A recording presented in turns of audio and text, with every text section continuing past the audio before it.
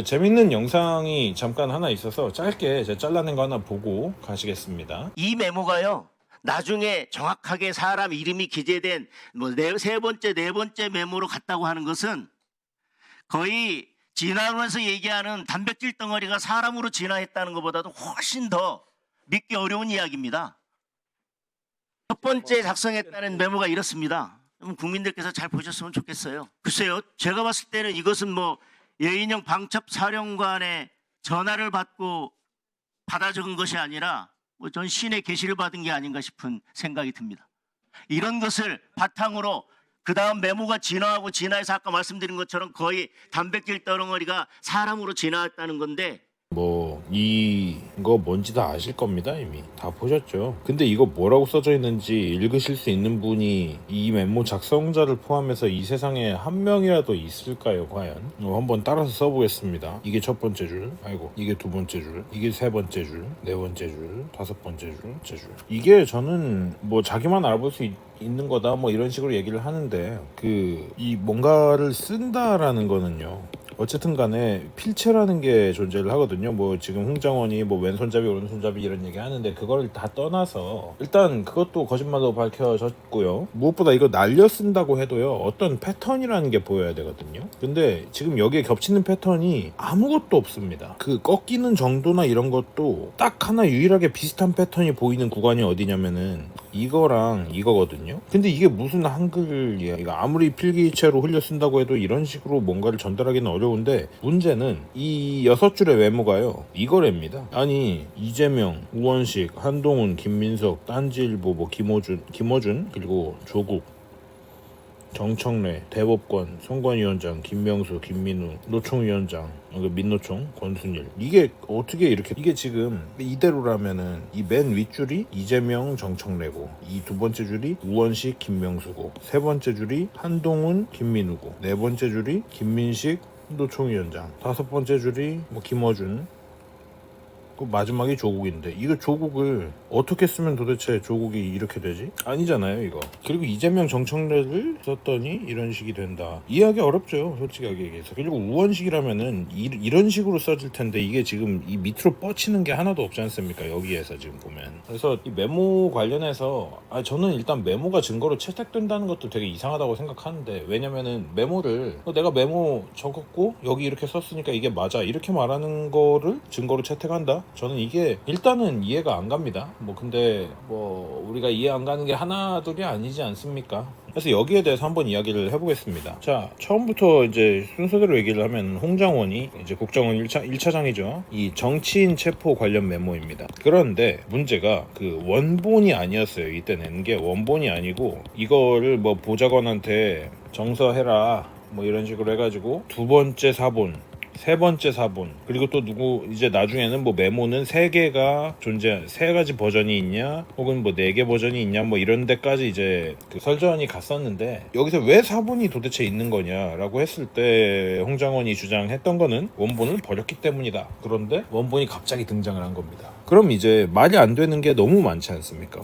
왼손잡인데 오른손잡인데, 그리고 밖에서 썼다, 근데 알고 보니까 CCTV 돌려보니까 자기 집무실에서 썼어요. 그러니까 좀 얘는 지금 다 거짓말을 하고 있는 거예요. 그래서 의문은 이렇습니다. 이전 주장하고 메모가 과연 일치를 하는가, 그리고 메모의 내용이 신뢰할 수 있는 건가, 그리고 왜 이제서야 원본을 제출했는가, 버렸다고 해놓고. 그래서 진술의 일관성이라는 거는요, 굉장히 중요합니다. 즉, 왜냐면은 손으로 그냥 작성한 메모라는 거는 얼마든지 조작이 가능하기 때문에 이 신뢰성과 일관성을 어떻게 떼놓고 이야기를 할 수가 없는 거죠. 왜냐, 진술의 신뢰성이 지금 계속 바뀌고 있으니까 이거는 거짓말을 하고 있을 가능성이 굉장히 높다라고 우리도 판단을 할 수밖에 없지 않겠습니까? 홍장원이 메모 작성 과정에 대한 진술이 일단 계속 바뀌었고요. 예를 들면은 초기 주장을 봅시다. 초기 주장은 어땠냐면은, 현재 제출하기 전 처음에는 공터에서 서서 급하게 메모를 적었다. 그리고 이후에 구겨서 버렸다. 이게 바로 아까 나온 노란 종이에 이상한 지렁이 있는 원본입니다. 해서 이걸 버렸기 때문에 이 메모의 원본은 존재하지 않는 것으로 알려졌었어요, 일단은. 그런데 이제 JTBC 인터뷰를 했습니다. 이후에 원본이 존재한다. 그리고 공터가 아니라 사무실에서 작성해 자기 기억이 잘못됐네, 뭐네, 어쩌네, 그 다음에 이제 헌재에 제출을 할 때 주장은 어땠냐면은 여인영 방첩사령관이 체포자 명단을 불러줬다. 그리고 거기에 시간에 대한 설명이 추가되었다. 그래서 이때는 이제 주장이 뭐였냐면은 공터에서 10시 58분에 두 번째 통화 중에 명단을 불러줬다.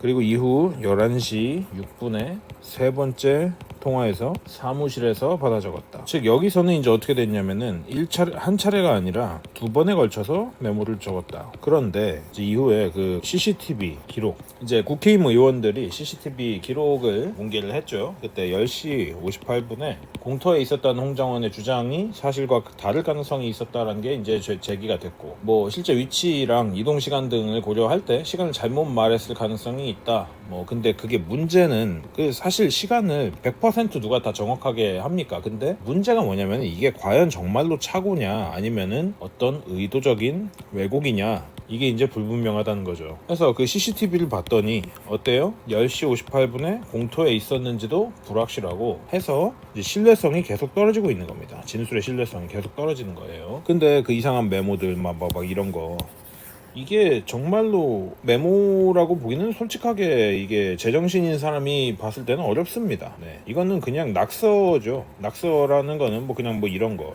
왜냐면은 이재명을 아무리 날려 쓴다고 하더라도 이런 식이 된단 말이에요. 그리고 뭐 우원식 이런 식이 돼야 되는데 이게 무슨 글씨가 되겠습니까? 이게 어떤 적어도 하나의 자음 혹은 모음을 판별할 수가 있는 게 정상입니다, 원래는. 그리고 이제 그 오른손잡이 왼손잡이 논란인데요. 홍장원이 뭐라고 했냐면요, 나는 원래 왼손잡이다. 근데 오른손으로 메모를 적었다. 자, 뭐 말을 만들어내려면 얼마든지 이런 식으로 만들어낼 수 있는데요. 근데 여러분 잘 생각해보세요. 여러분이 만약에 오른손으로 전화를 받아요. 그리고 여러분이 오른손잡이에요. 근데 뭔가를 써야 될 일이 생겼어. 필기를 하거나 뭐 받아 적어야 돼요. 그러면은 보통은 핸드폰을 어깨에 끼거나 어깨랑 귀 사이에 끼거나 아니면은 왼손으로 바꿔드립니다, 핸드폰을. 그리고 보통은 도미넌트 핸드로, 그러니까 이제 오른손잡이였으니까 오른손으로 글씨를 적죠. 그러니까 내가 오른손잡이면, 그러니까 되게 심플한 얘기입니다. 내가 오른손잡이면 오른손으로 메모를 하죠. 보통 누가 도대체 그걸 굳이 왼손으로 메모를 합니까? 말이 안 되지 않습니까? 그리고 반대손으로 쓴다고 해도 메모는요, 읽을 수가 있어야 돼요. 그래야지 메모인 거죠. 그냥 뭐 이렇게 뭐 이거를 어쩌라는 겁니까? 이걸 무슨 제가 글씨를 쓰려고 쓰는 게 아니란 말이에요. 다시 이재명 읽을 수라도 있지. 우원식 읽을 수라도 있어야죠. 그런데 그냥 뭐 이렇게 동그라미 치고 어쩌고 하면은 이건 그냥 누가 저작한 걸로밖에 안 보이는 게, 구겨서 버렸다고 그랬는데 구겨지지도 않았잖아요. 또 메모 원본이. 이게 뭐 하는 겁니까? 그리고 홍장원은요, 결국에는 공터가 아니라 사무실에서 작성했다. 그러면 이제 여기서 문제가 뭐냐? 진짜로 사무실에서 적었으면은, 그러면 왜 이렇게 적었냐? 처음에 주장할 때는요, 그 공터에서 서가지고 급하게 적느라고 그랬다라고 하는데 그 공터에서 없었다며. 그러니까 또 결국에는 이 말이 아예 다 바뀌고 있는 거예요, 계속. 시간이 지날수록. 그래서 공터가 아니고 사무실에서 적은 거라면은 정갈해야죠. 이게 뭐 구겨지지도 않았고 위치도 지금 바뀌었고 하니까 지금 메모의 상태랑 진술 사이에 이제 그 일치성이 전혀 없다는 겁니다. 그렇기 때문에 이제 신뢰도가 거의 바닥을 치고 있는 상태죠. 다음에 이제 보좌관 얘기입니다. 홍장원은요, 그 보좌관이 메모를 정서했다. 정서라는 건 다듬어서 작성했다는 얘기입니다, 라고 주장을 했습니다. 그런데 이게 지금 확인이 안 되고 있어요. 이게 사실 되게 쉬운 얘기인데 뭐 보좌관을 불러다가 얘기를 해도 되는 건데 그렇지는 않고, 그래서 결국 제가 말씀드린 대로 그 제출된 메모, 아까 그 노란 종이 어떻게 판독을 합니까?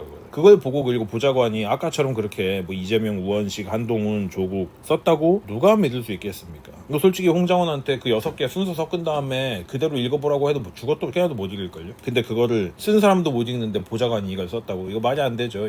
이건 무슨 얘기냐면요, 홍장원이 결국에 보좌관이 정서한 게 아니고 보좌관한테 불러주었을 가능성이 있다는 겁니다. 그러면은 보좌관이 정리한 내용이 실제 메모의 내용하고 일치하는지가 의심스럽다는 겁니다. 홍장원이 처음에 진짜로 만약 그 이상한 글이 실제로 뭐 100번 양보해서 메모라고 칩시다. 근데 일부러 이랬다면 이제 얘기가 또 되는 게, 이걸 그 누구도 해석을 못하니까 지 입에서 나오는 대로 내가 이렇게 적은 거야, 이거는 무슨 뜻이야, 이렇게 말할 수 있는 그 배경이 된다는 거죠. 근데 그게 왜 하필 원본을 버렸다고 주장을 했다가 지금 나오느냐? 지금 이게 원본이다라고 얘기를 하고 대신에 내용을 지 마음대로 조작할 수 있다는 거죠. 왜냐? 자기 빼고는 아니 자기도 못 읽고 아무도 못 읽으니까 내가 말하는 게 결국 내 메모의 내용이 되겠다. 라는 거죠. 그래서 저는 이게 탄핵 공작이라고 봅니다. 많은 분들이 그렇게 생각하시겠지만요. 탄핵 공작이고 이게 그리고 실제로 윤통 쪽 주장이기도 하죠. 이 사건은 그래서 탄핵 공작의 일부고요. 정치인 체포에 대한 논의가 실제로 있었는지도 의문입니다. 어쨌든 뭐 위치 추적 관련 논의는 있었지만 체포 계획은 없었다라고 대통령 측에서는 주장을 했습니다. 그런데 이제 홍장원 측에서는 여인영 방첩사령관과의 대화에서 체포자 명단이 언급되었다라고 주장을 하고 이를 근거로 이제 정치인 체포 계획이 실제로 존재했다라는 입장을 밝히고 있습니다. 그러나 여기서 중요한 거는 증거로 제출된 그 헌재에 증거로 제출된 이 메모 신뢰성이 우선입니다. 이 신뢰성이 박살난다면은 결국 홍장원의 주장 모든 게 다 거짓이 되기 때문에 이 홍장원의 주장 자체가 지금 흔들리고 있는 거 아닙니까? 자, 그래서 결론적으로는 이 홍장원의 메모는요 신뢰하기 어렵습니다. 아니 이거를 근데 이렇게 얘기하는 것도 웃긴데 누가 그걸 믿고 신뢰를 합니까 도대체? 이거를 정말로 그런 거라고 주장을 하고 있는 민주당 측도 좀 웃기는 거고요. 이건 메모의 작성 경위가 계속 바뀌는 것도 있고요. 진술의 일관성도 없습니다. 그러니까 이게 지금 상식이 아닌 상황이 되어 가고 있는 거라고 저는 생각합니다. 거기다가 이제 뭐 공터에서 적었다가 사무실로 그리고 이걸 보좌관이 해독했다? 그것도 말이 안 되죠. 그래서 저는 이 홍장원의 주장이 허위일 가능성이 굉장히 높다라고 생각하고요. 어쨌든 이게 탄핵 공작이라고 생각합니다. 그리고 저는 이걸 메모라고 받아들이기가 굉장히 어렵습니다. 아니요, 사실상 저뿐이 아닐 거예요. 이거는 메모라고 받아들이는 게 불가능합니다. 그래서 재검증을 해야 되고요. 홍장원을 뭐 필요하면은 뭐 거짓말 탐지기를 붙이든 뭐 무슨 짓을 해서라도 지금 저 사람이 저건 누가 봐도 명백하게 거짓말을 하고 있는 거잖아요. 그래서 메모가 과연 존재했는지 이거 자체가 지금 문제라는 겁니다. 메모가 원본이냐 어쩌냐 이게 아니라 지금 우리가 생각해야 되는 거는 첫 번째로 메모라는 게 실제 했는지 그리고 두 번째로 이 메모보다 더 중요한 게 있습니다. 도대체 홍장원한테 이 체포 의원 명단 이 개념을 말하라고 시킨 게 누구냐는 거예요. 이거 분명 민주당 쪽에서 이거 전체를 기획한 거라고 저는 생각합니다. 이건 정치 공작이에요. 완전히 다 조작된 겁니다. 이건. 해서 이거는 홍장원이라는 인물 자체를 지금 조사하는 데 초점을 맞춰야 된다라고 생각을 합니다. 자, 그래서 이 사건에 대해서 오늘 내란 특조위에서 장동혁 의원이 이걸 이제 반박하면서 너무 황당하니까 이제 자신도 굉장히 재밌는 표현을 써가지고 이 메모에 대해서 반박을 하셨는데 그거 한번 보고 갑시다. 이 재밌는 이야기입니다. 질의는 먼저 권한대행께 직무대행께 여쭙겠습니다. 이 사건 지금 탄핵 심판 그리고 내란죄 재판에 있어서 유력 정치인, 국회의원을 포함해서 유력 정치인에 대한 체포 지시가 있었는지 여부가 매우 중요한 쟁점이라고 하는 것은 알고 계시지요? 예, 알고 있습니다. 그리고 체포 지시가 있었다는 것에 대한 진술 외에 객관적인 증거로는 홍장원 전 차장의 메모가 유일한 객관적인 증거입니다.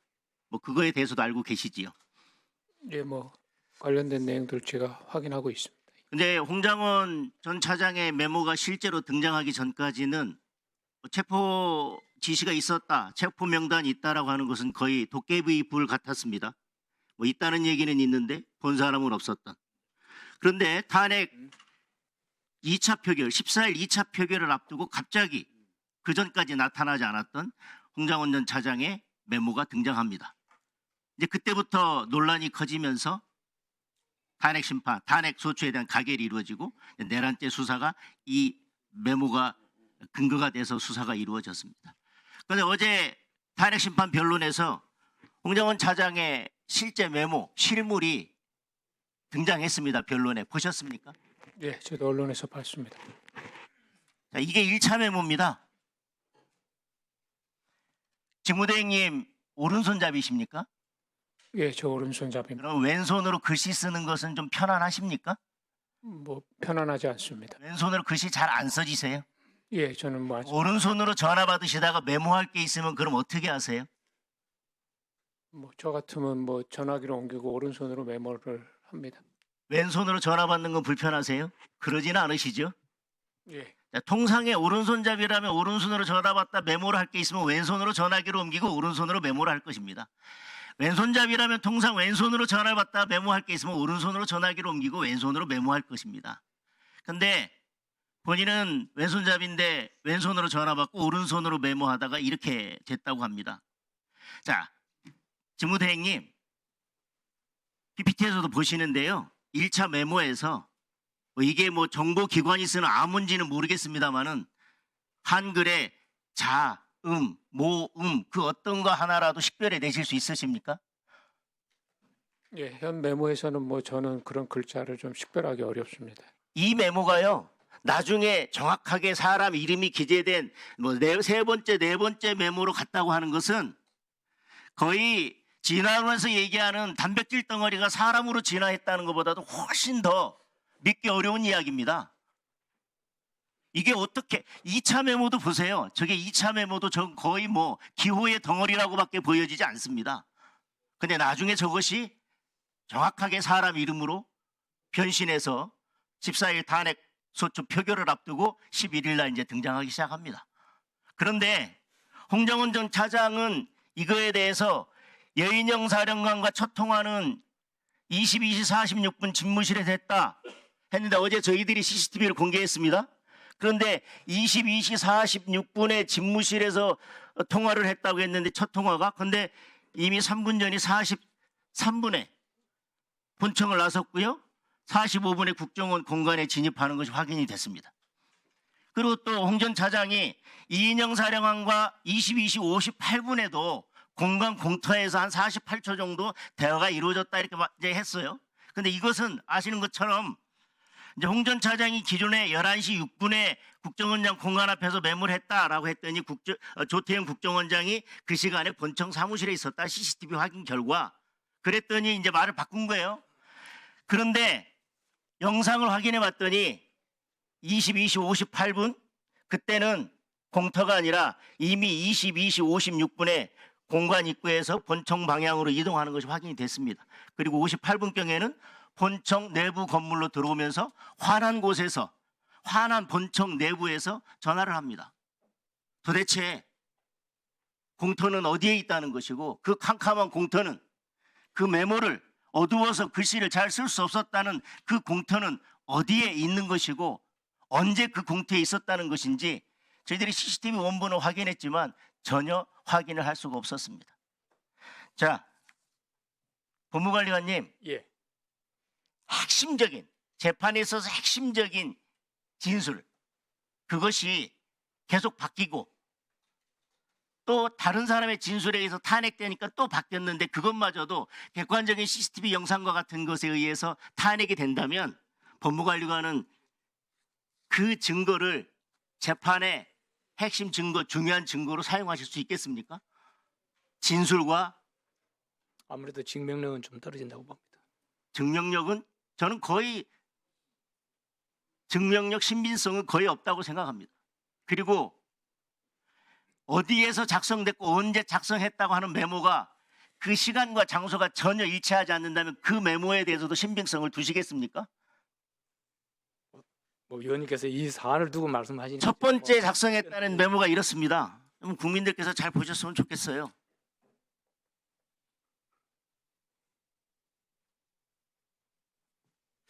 글쎄요, 제가 봤을 때는 이것은 뭐 예인영 방첩 사령관의 전화를 받고 받아 적은 것이 아니라 뭐 전 신의 계시를 받은 게 아닌가 싶은 생각이 듭니다. 이런 것을 바탕으로 그 다음 메모가 진화하고 진화해서 아까 말씀드린 것처럼 거의 단백질 덩어리가 사람으로 진화했다는 건데 그 증거를 중요한 대통령에 대한 탄핵 심판 그리고 내란죄 형사재판에서 증거로 사용하실 수 있겠습니까? 그건 사안이 진행되는 만큼 뭐 제가 뭐 그것을 판단하는 것은 적절하지 않는 것 같습니다.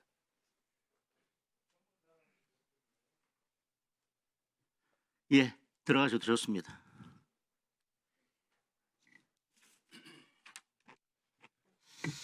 탄핵 심판이 진행되고 있고요. 저 직무대행님. 예, 그리고 형사재판도 진행되고 있습니다. 아시겠지만 이게 탄핵에 대한 논의가 있고 내란죄 시작할 때 유력 정치인에 대한 국회의원을 포함해서 체포 지시가 있었다고 하는 것이 처음 말씀하셨던 것처럼 매우 중요한 쟁점이고 큰 내용이었습니다. 그건 맞죠?